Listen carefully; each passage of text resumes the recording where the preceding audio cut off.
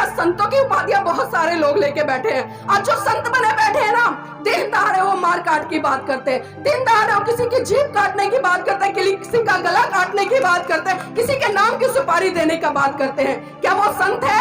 अगर संत की परिभाषा किसी पर आज तक इस भारत देश में सही बैठी है तो वो है संत गाड़गे महाराज। मेरे पर बहुत सारी एफआईआर दर्ज हुई है। किस लिए हुई है? लगातार समाज की आवाज उठाती रहती हूँ, इसीलिए मेरे ऊपर समाज में जो अन्य लोग हैं उन्होंने एफआईआर दर्ज कराए। कई बार पुलिस से भी हाथापाई हुई, कई बार तो मेरा हजारों लाखों का नुकसान हुआ, लेकिन समाज के किसी भी व्यक्ति ने एक बार आकर ये नहीं पूछा कि नीलम जी क्या बात थी। तो बताइए, क्या ऐसे में मेरा मन करता है कि मैं समाज के लिए रात दिन गला फाड़ कर उस समाज को जगाने का काम करूं जो आज भी गुलामी की जंजीरों में जकड़ा पड़ा है?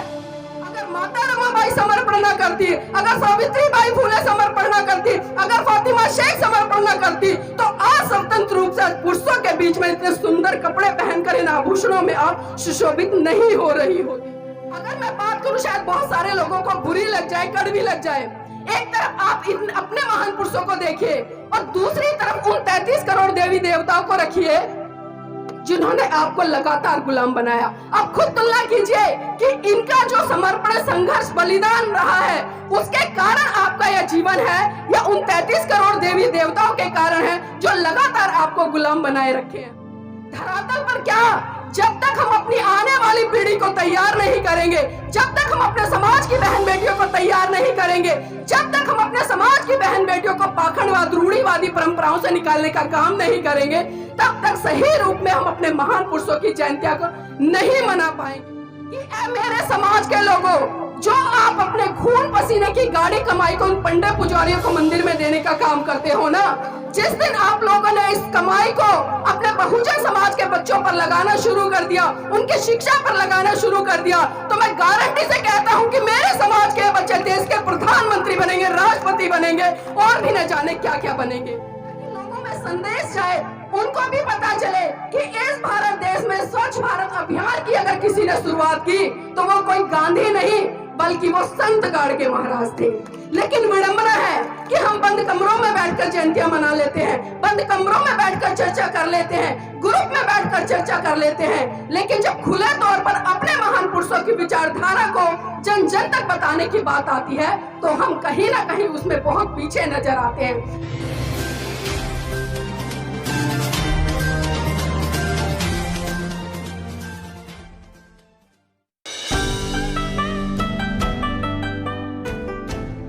आज की मुख्य वक्ता नीलम बौद्ध जी से अनुरोध करता हूं को वो आए। नीलम बौद्ध जी।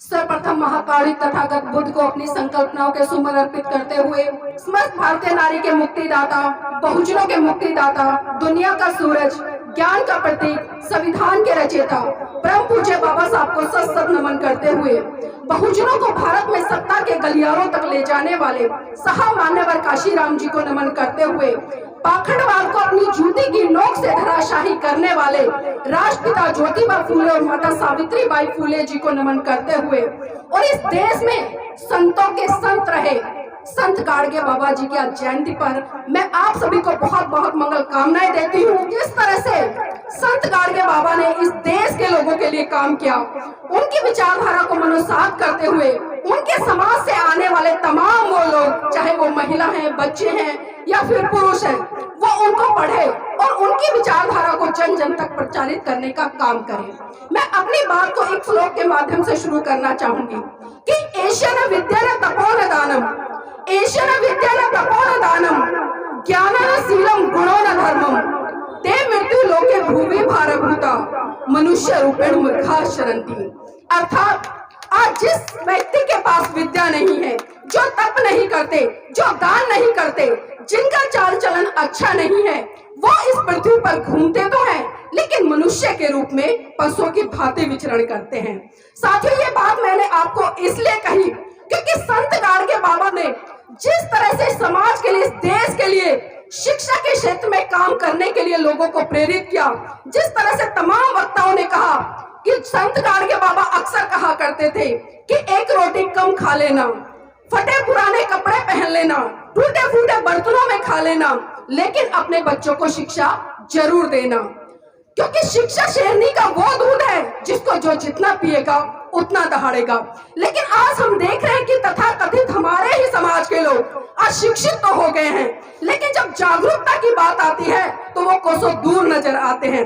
आज हम चाहे संत गाडगे बाबा की जयंती मना रहे हैं या बहुजन समाज में जन्मे तमाम संत महान पुरुषों की जयंती मनाते हैं, तो सिर्फ हम खाली जय जयकार करते नजर आते हैं। हम बड़े बड़े कार्यक्रमों का आयोजन कर लेते हैं, लेकिन विडंबना है कि जिस विचारधारा के तहत उन लोगों ने काम किया, जिस सिद्धांतों को लेकर उन्होंने काम किया, जिस आइडियोलॉजी को उन्होंने स्थापित करने के लिए काम किया, आज हमारे अपने समाज के लोग उनकी विचारधारा को मनुसात नहीं कर रहे हैं। सिर्फ साल में उनके जन्मदिन पर जन्म जयंती मना लेते हैं और जब उनका परिनिर्वाण दिवस आता है तो उसको सेलिब्रेट कर लेते हैं। क्या इसी तरह से हम अपने महान पुरुषों की विचारधारा को बढ़ा पाएंगे? साल में 365 दिन होते हैं, लेकिन 365 दिन में से खाली सिर्फ 2 दिन या 3 दिन हम अपने महान पुरुषों की जय जयकार करते नजर आते हैं। लेकिन मैं पूछना चाहती हूँ, खासकर इस समाज से आने वाले लोगों के लिए, आज जिस तरह से हम संत गाडगे बाबा की जयंती मना रहे हैं, तो कितने बड़े स्तर पर यहाँ लोगों का जन सैलाब होना चाहिए था। इस तरह के हमारे तमाम कार्यक्रम खुले तौर पर होने चाहिए थे, ताकि लोगों में संदेश जाए, उनको भी पता चले कि इस भारत देश में स्वच्छ भारत अभियान की अगर किसी ने शुरुआत की तो वो कोई गांधी नहीं बल्कि वो संत गाडगे महाराज थे। लेकिन विडंबना है कि हम बंद कमरों में बैठकर जयंतियां मना लेते हैं, बंद कमरों में बैठकर चर्चा कर लेते हैं, ग्रुप में बैठकर चर्चा कर लेते हैं, लेकिन जब खुले तौर पर अपने महान पुरुषों की विचारधारा को जन जन तक बताने की बात आती है तो हम कहीं ना कहीं उसमें बहुत पीछे नजर आते हैं। मैं सुबह यहाँ पर 11:15 बजे आ गई थी। मैं समय की बहुत पाबंद हूँ, क्योंकि मुझे पता है कि जब अगर मैं लेट हो जाऊं 1 घंटा तो यहाँ पर जो बैठे हुए लोग हैं वो भी मेरी वजह से 1 घंटा लेट होंगे। लेकिन मैंने देखा कि कार्यक्रम अभी समापन है, धीरे धीरे निकल कर लोग आ रहे हैं। क्यों? आखिर क्यों? जिन महान पुरुषों ने पूरा जीवन समर्पित कर दिया, क्या आप उनके लिए एक दिन अपना नहीं निकाल सकते थे? आप घरों में व्यस्त हो, रिश्तेदारियों में व्यस्त हो, शादी विवाह में व्यस्त हो, अपने भी तो काम आप लोगों ने निकाले हैं। लेकिन सोचकर बड़ा दुख होता है कि आज जिन महान पुरुषों की वजह से आज हम अच्छे अच्छे घरों में रहे हैं, एसी वाली गाड़ियों में हम चलते हैं, सूट बूट पहनकर हम चलते हैं, इतने बड़े बड़े मंचों से हम दहाड़ते हैं, लेकिन जब उनकी विचारधारा को मनुसात करने की बारी आती है तो मैं बार बार कह रही हूँ कि हम बहुत पीछे खड़े नजर आते हैं। संत गाडगे बाबा ने जिस तरह से पाखंडवाद पर प्रहार किया, लेकिन आज मैं देखती हूँ कि उसी समाज से आने वाले लोग कहीं ना कहीं उन्हीं कर्मकांडों, उन्हीं पूजा पाठ, उन्हीं रूढ़िवादी परंपराओं में फंसे हुए हैं, जिनसे कि संत गाडगे बाबा साहब ने बिल्कुल मना किया। मैं आपको एक घटना जरूर बताना चाहूंगी उनके जीवन से जुड़ी हुई, क्योंकि एक बार बाबा साहब के साथ में वो चर्चा कर रहे थे और वो बता रहे थे लोगों को कि ऐ मेरे समाज के लोगों, जो आप अपने खून पसीने की गाड़ी कमाई को उन पंडित पुजारियों को मंदिर में देने का काम करते हो ना, जिस दिन आप लोगों ने इस कमाई को अपने बहुजन समाज के बच्चों पर लगाना शुरू कर दिया, उनकी शिक्षा पर लगाना शुरू कर दिया, तो मैं गारंटी से कहता हूं कि मेरे समाज के बच्चे देश के प्रधानमंत्री बनेंगे, राष्ट्रपति बनेंगे और भी न जाने क्या क्या बनेंगे। लेकिन हमने उनकी बातों को समझा ही नहीं, हमने सिर्फ पन्ने पलटे, पढ़ा और छोड़ दिया। जयंती के लिए थोड़ा बहुत पढ़ा, आकर मंच से बोल दिया, लेकिन धरातल पर क्या? धरातल पर क्या? जब तक हम अपनी आने वाली पीढ़ी को तैयार नहीं करेंगे, जब तक हम अपने समाज की बहन बेटियों को तैयार नहीं करेंगे, जब तक हम अपने समाज की बहन बेटियों को पाखंडवाद, रूढ़िवादी परंपराओं से निकालने का काम नहीं करेंगे, तब तक सही रूप में हम अपने महान पुरुषों की जयंतियां को नहीं मना पाएंगे। क्योंकि देखिए, सम्मान उसी का होता है जिसकी हम बात मानते हैं। अब खाली हम जय जयकार कर ले, क्या ये सम्मान है? एक तरफ आज हमने जयंती मना ली, लेकिन कल ही हम क्या करेंगे? जिन चीजों के लिए हमारे महान पुरुषों ने मना किया, अगर उन्हीं को हम करने लग जाए तो क्या वो उनका सम्मान होगा? क्या वो उनका सम्मान होगा? मुझे खुद बताइए, क्योंकि अक्सर हम ऐसा करते हैं और ऐसा देखते हैं, और तमाम समाज में आज हम देख रहे हैं।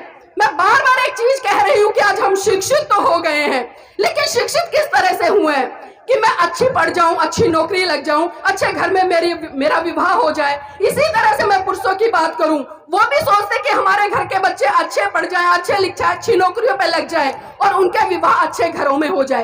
क्या इसी दिन के लिए परम पूज्य बाबा या साहब या संत गाडगे महाराज ने पूरा जीवन समर्पण किया कि आप सिर्फ खाली अपने लिए जीवित रहो या सिर्फ अपने स्वार्थों की पूर्ति के लिए शिक्षित हो।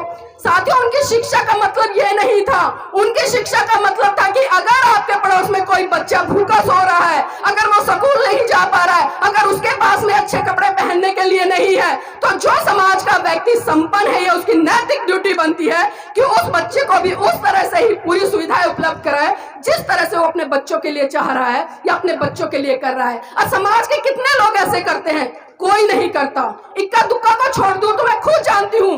मैं जिस तरह से लगातार 15-16 साल से समाज में काम कर रही हूं, मेरे ऊपर बहुत सारी FIR दर्ज हुई है। किस लिए हुई है?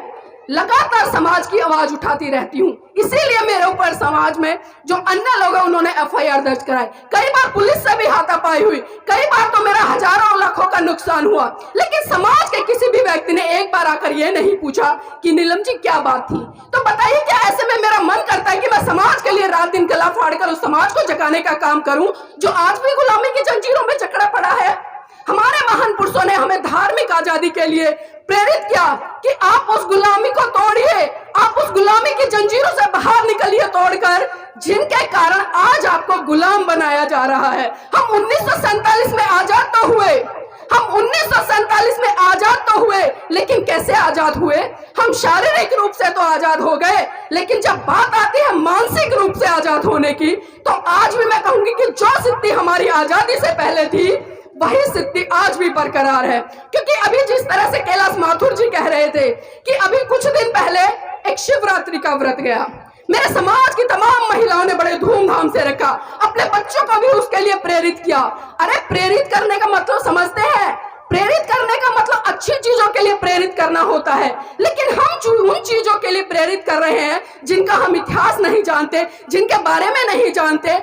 अगर मैं बात करूं, शायद बहुत सारे लोगों को बुरी लग जाए, कड़वी लग जाए। एक तरफ आप अपने महान पुरुषों को देखिए और दूसरी तरफ उन 33 करोड़ देवी देवताओं को रखिए जिन्होंने आपको लगातार गुलाम बनाया। अब खुद तुलना कीजिए कि इनका जो समर्पण, संघर्ष, बलिदान रहा है, उसके कारण आपका यह जीवन है या उन 33 करोड़ देवी देवताओं के कारण है जो लगातार आपको गुलाम बनाए रखे हैं। इस बुद्धि के थोड़े ताले खोल लिए, क्योंकि मैंने कहा ना, हमारी बुद्धि पे जंग लग गया है। हम उसको साफ करने का काम नहीं करते हैं। पीछे से बहुत सारी परंपराएं चली आ रही हैं, इसलिए हम करते हैं। अक्सर मैं महिलाओं को भी सुनती हूँ, पुरुषों को भी सुनती हूँ, और भी जो समाज की बहन बेटियां हैं उनको भी ये कहते सुनती हूँ कि हमारे दादा दादी करते आ रहे थे, हमारे मम्मी पापा करते आ रहे थे, इसलिए हम कर रहे हैं। क्यों?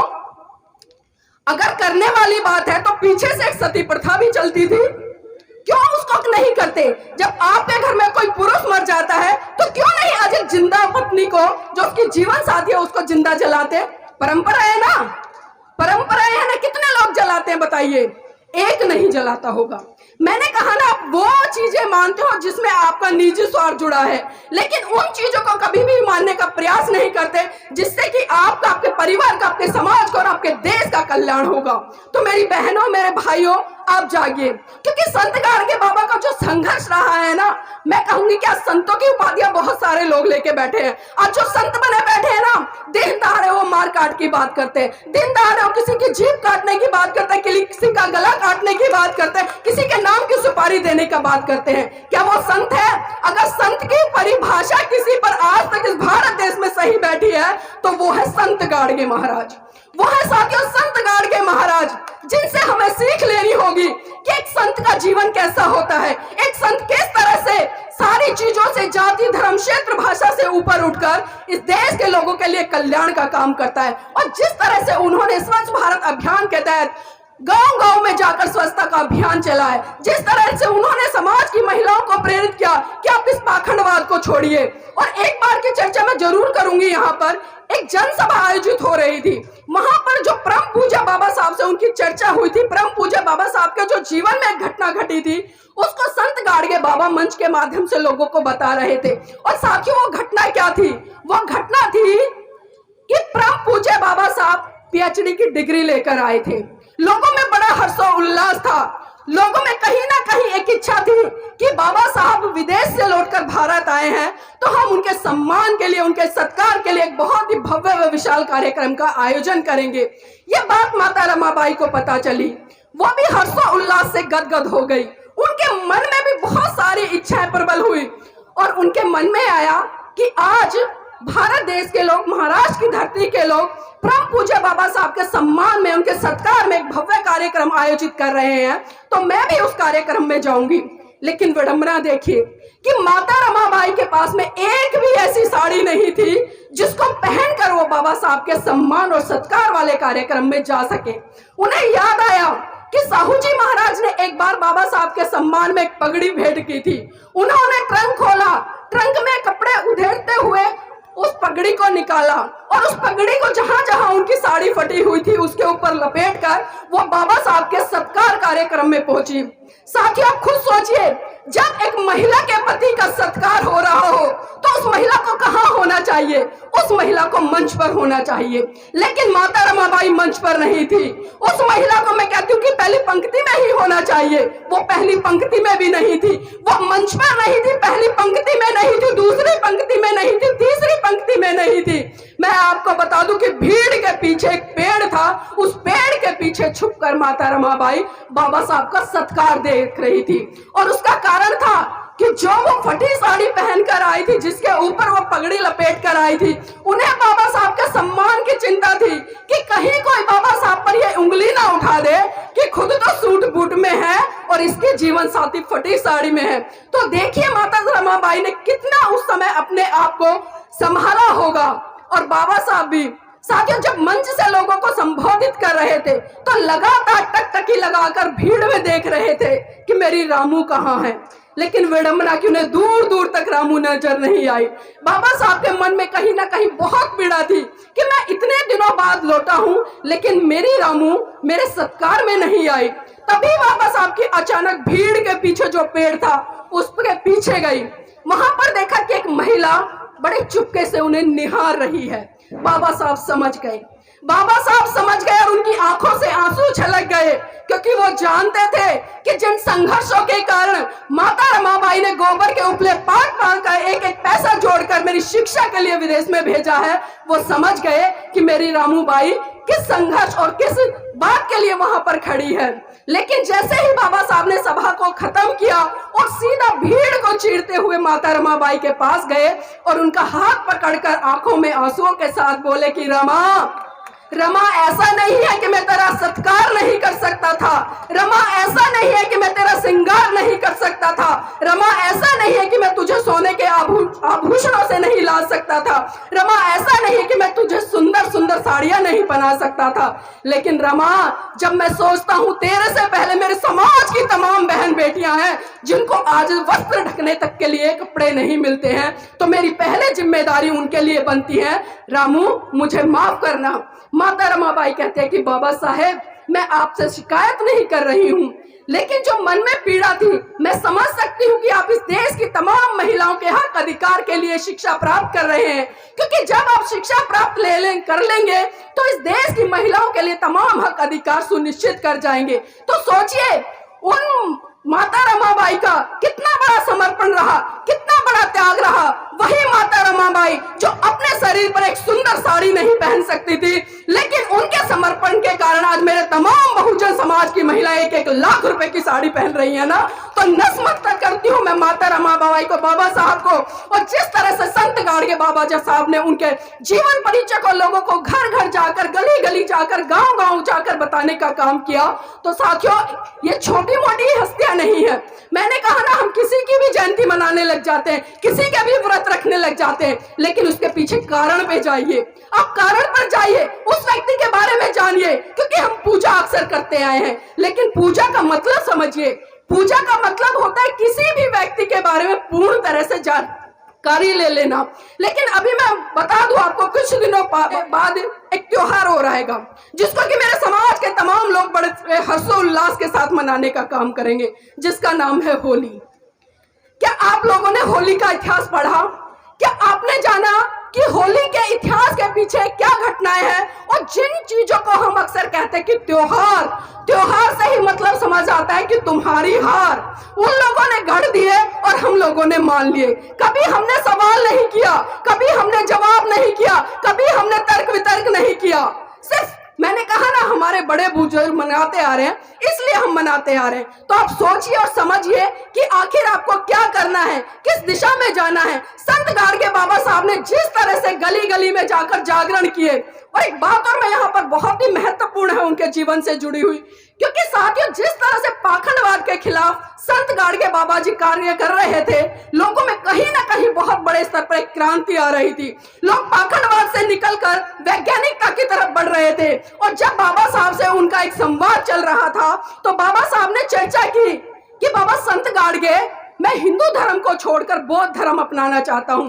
तो उस समय संत गाडगे बाबा बहुत ही प्रसन्न हुए और उन्होंने कहा कि अंबेडकर, जिस दिन तुम ये काम करो मुझे जरूर संदेश भेजना और मैं आपके उस कार्यक्रम में जरूर सम्मिलित होऊंगा। लेकिन विडंबना है कि जिस दिन परम पूज्य बाबा साहब ने नागपुर की धरती में सन 1956 को बौद्ध धर्म की दीक्षा ली, उस समय संत गाडगे बाबा छत्तीसगढ़ में लोगों को जगाने का काम कर रहे थे। लेकिन जब उनको पता चला कि बाबा साहब ने बौद्ध धर्म की दीक्षा ग्रहण कर ली है, तो उस समय उनके जो मन मस्तिष्क में एक ऐसी लहर उठी क्रांति की, और उन्होंने भी जिस तरह से परम पूज्य बाबा साहब लगातार इस देश को एक साइंटिफिक सोच देने का काम कर रहे थे, उसी साइंटिफिक सोच को स्थापित करने के लिए संत गाडगे महाराज ने समाज के लोगों को जगाना शुरू किया।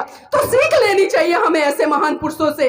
मैं कहती हूँ ना, सम्मान जब ही है जब हम उनकी बातों को मानेंगे, लेकिन वरना आप कितनी जयंती मनाते रहे, कितना ही कुछ करते रहे, उससे काम चलने वाला नहीं है। लेकिन साथियों, मैं एक घटना का और जिक्र करना चाहूंगी, समय का अभाव है क्योंकि आप लोग सुबह से बैठे हैं। बात उस समय की है कि जब परम पूज्य बाबा साहब मुंबई कोर्ट में प्रैक्टिस कर रहे थे, और ये घटना मैं इसलिए बता रही हूँ क्योंकि ये सारी घटनाएं मैं नहीं बल्कि बाबा संत गाडगे बताया करते थे लोगों को, उनको जगाने के लिए, उनको मोटिवेट करने के लिए, ताकि समाज के लोग ऐसी घटनाओं को जानकर कहीं ना कहीं आंदोलित हो, कहीं ना कहीं परिवर्तन की तरफ बढ़े, कहीं ना कहीं उनमें एक सामाजिक और वैज्ञानिक सोच उत्पन्न हो। इसलिए मैं घटनाएं बता रही हूँ। तो मैं कह रही थी कि बात उस समय की है जब परम पूज्य बाबा साहब मुंबई हाई कोर्ट में प्रैक्टिस कर रहे थे। उनके पास अचानक खबर पहुंची कि बाबा साहब, आपका बेटा राजरतन बहुत बुरी तरह से बीमार है और अपने जीवन की अंतिम सांसें ले रहा है।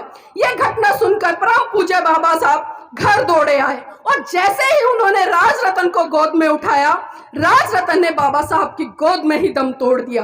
और ये मंजर देखकर माता रमाबाई बिलक बिलक कर रोने लगी और साहब का कॉलर पकड़कर कहने लगी कि साहब बस कीजिए, बस कीजिए साहब, बस कीजिए। आपकी समाज सेवा के भूत ने एक एक करके मेरा पूरा परिवार उजाड़ दिया। बाबा साहब बस कीजिए। तो बाबा साहब कहते कि रमा चुप हो जा, रमा चुप हो जा, तू तो रो भी सकती है, लेकिन मेरी तो आंखों के आंसू ही सूख चुके हैं, क्योंकि प्रतिदिन मैं अपने समाज के हजारों बच्चों को मरते हुए देखता हूँ। रमा चुप हो जा। तो माता रमाबाई फिर कहती है कि बाबा साहब मैं आज फिर चुप हो जाऊंगी, लेकिन आप मुझे एक बात बता दीजिए कि जब जब आप अपने बेटे राजरतन को गोद में खिलाया करते थे, तो बड़े हर्षोल्लास के साथ कहा करते थे कि रमा, मेरा बेटा राजरतन बड़ा होकर एक दिन इस देश पर राज करेगा।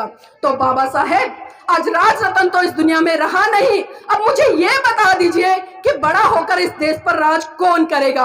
तो साथियों, बाबा साहब राजरतन के पार्थिव शरीर पर हाथ रखकर कसम खाते हैं और कहते हैं कि रमा, मैं भारत देश में एक दिन ऐसा काम करके जाऊंगा कि हर रमा की कोख से जन्म लेने वाला राजरतन इस देश पर राज करेगा, इस देश पर राज करेगा।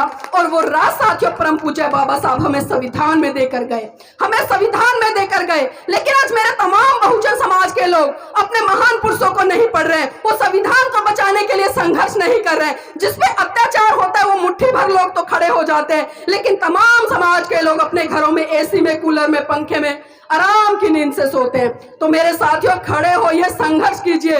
और मेरी मातृशक्तियों, आपके लिए जरूर मैं कहूंगी, क्योंकि बाबा साहब ने एक बात कही थी कि मैं किसी भी समाज की उन्नति इस बात से आता हूं कि उस समाज की महिलाएं कितनी पढ़ी लिखी है, कितनी जागरूक है। तो ये दायित्व आपके कंधे पर भी बनता है, क्योंकि आपकी आबादी इस देश में 50% है, तो आपकी भागीदारी इन सामाजिक, धार्मिक, राजनीतिक कार्यक्रमों में भी 50% होनी चाहिए। जब बाबा साहब ने हमें समानता का अधिकार दिया, तो उस समानता के अधिकार के तहत आपकी आपकी जिम्मेदारी बनती है। अगर माता रमाबाई समर्पण न करती, अगर सावित्रीबाई फुले समर्पण न करती, अगर फातिमा शेख समर्पण न करती, तो आज स्वतंत्र रूप से पुरुषों के बीच में इतने सुंदर कपड़े पहनकर इन आभूषणों में आप सुशोभित नहीं हो रही होती। तो तोड़िए इन गुलामी की जंजीरों को, निकलिए इन गुलामी की जंजीरों से बाहर और अपने उन महान पुरुषों के कारवा को आगे बढ़ाने के लिए लग जाइए। मैंने कहा ना, एक रोटी कम खाइए, सस्ते कपड़े पहन लीजिए, टूटे फूटे बर्तनों में खा लीजिए, लेकिन अपने बच्चों के भविष्य के लिए कम से कम आज तो जग जाइए। तो आप लोगों ने इतने प्यार से और इतने धैर्य के साथ सुना, मैं आपका बहुत बहुत धन्यवाद करती हूँ। जय भीम, नमो बुद्धाय।